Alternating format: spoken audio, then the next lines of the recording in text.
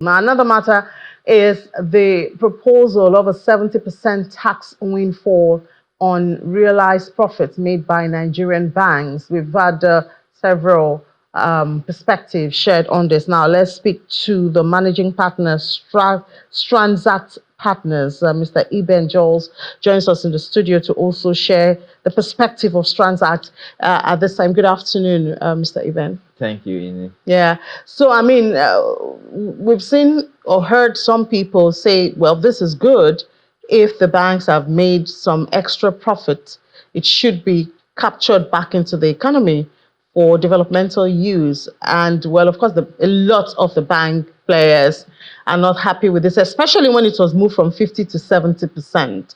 But what has Transact seen? I think for us, it's not so much about the rates, right? Whether it's 50% or 70%, but about the principles and about whether a windfall tax is a good thing in the first place. You know, companies are capitalists in nature. They would allocate their capital based on what gives them the highest return. I'll give you an example of a company that grew as a result of massive changes in policies or in the world. Take pre-COVID, a company called Zoom was not widely known. During COVID, their stock price rose by close to 1,000% or more. And they're not the only ones. There were other companies that were engaged in things like food delivery. There is a major one in the US called DoorDash. They all used that opportunity to transform their business and capture tremendous value for their economy. Don't forget that one of the ways we measure the size of our economy is the size of our stock exchange. You know, so my point is the windfall tax on banks in particular does not necessarily mean that we are capturing value for the economy when we tax them. There's something else that we like to talk about. In today's world, it's all about sustainability. You know, in fact, in accounting today, sustainability standards are some of the things we are requiring companies to comply with. Now, when you impose a windfall tax, it is supposed to be a one-off windfall tax because something happened, and you want to invest it in infrastructure, that is not sustainable because in subsequent years, when perhaps that infrastructure is not fully built, you've opened a line of expenditure that you need to continue to fund. But other countries do windfall tax. No, in the UK, for instance, you know, when the oil companies were having a boom, I think that was last year during COVID or so, or last year, there was windfall tax, you know, and it's supposed to be a way of, you know, getting back the excess into the economy. Yes, so it's always controversial. And I think what you mean is not the UK, is probably the EU, you know, imposed a new windfall tax on oil companies sometime in 2022. But before then, sometime between 1980 and 1989, the US had a similar windfall tax on oil companies, for example. And the net impact of the studies shows that the impact, and they had to cancel it in 1989, that the impact, the overall impact of that was not good for the economy. You know, so, but in our own case, this tax creates more questions than answers. The first one is the banks have already paid, say, 30% or, you know, slightly over 30% on their income for the year.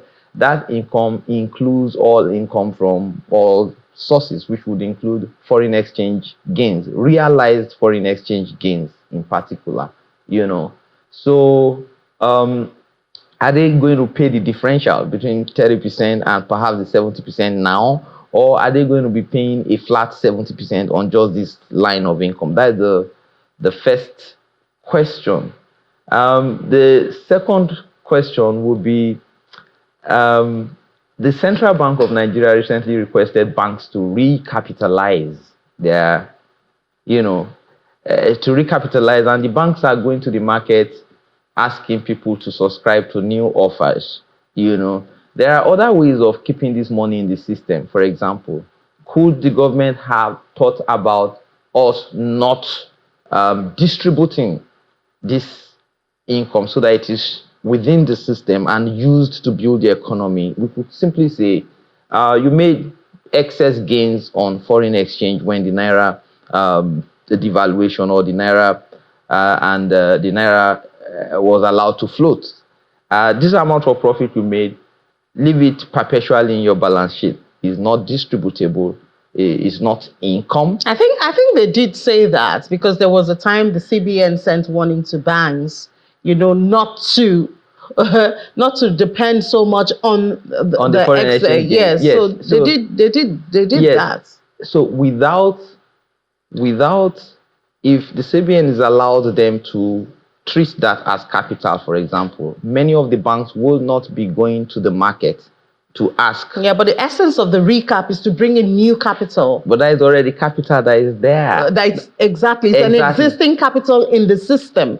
But the CBN wants new capital from outside the system. Well, so what I'm saying is that in my head and what I think, this is part of the things that are further stifling this economy.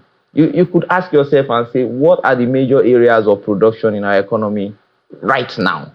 Is there any sector that you think is booming or doing well right now in Nigeria outside of financial services? And if financial services are the only one that seems to be doing well because they were sitting on some amount of foreign exchange, and then when the value of that foreign exchange rose, they made, in quote, artificial profit. That if they sold it, it becomes realized profit. Now, are there other ways to keep this within the economy without us taxing it and taking it further from the hands of private sector people? So what are the other ways that you suggest of using this extra profit so that you have a larger number of the population of Nigeria feeling the impact?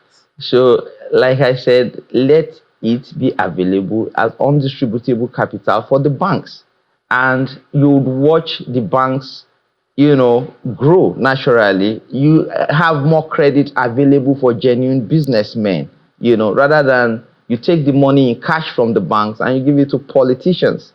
You and I know that when government says something is going to be spent on infrastructure, a lot of it ends up in private pockets. Yeah, we don't have proof for that for this. We don't have proof of that for this, Mr. Iben. Yes. So let's stick to what we can prove. And yes, but that is factual that our ranking in the global corruption index is still very high. So my point is, anything going into the hands of the government is better to have private sector continue to lead in strengthening our economy. Our country can only survive when we strengthen the hands of private sector players. All right, Mr. Iben Joels, Managing Partners, Transact Partners, thank you so much. I'm sure your views also added up there to the conversations on the windfall tax. Thank you for your time. Thank you.